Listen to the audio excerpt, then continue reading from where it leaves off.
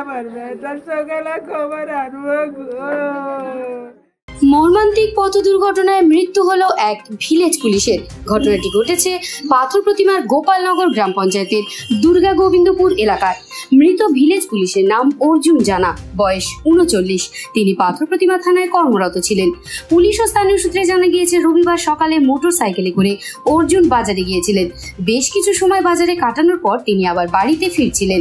যখন তিনি মোটর সাইকেলে করে শানু ভাইয়ের মোড়ের কাছে আসেন, সেই সময় পিছন দিক থেকে একটি 4 চাকা গাড়ি এসে তাকে ধাক্কা মারে। সঙ্গে সঙ্গেই তিনি মোটর সাইকেল থেকে ছিটকে পড়েন।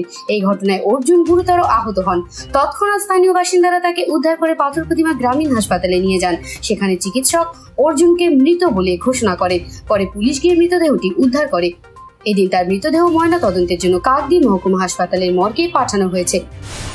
পাড়া প্রতিবেশীর সঙ্গে সমস্ত দিক থেকেও খুব সুন্দর ছিল। বাজারে গিয়েছিল, বাজারে আসার ফেরার পথে মানে গাড়ি অ্যাক্সিডেন্ট হয়ে মারা গেছে।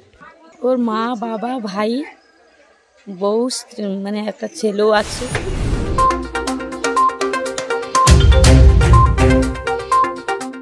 বিবি বাংলা নিউজ টিম।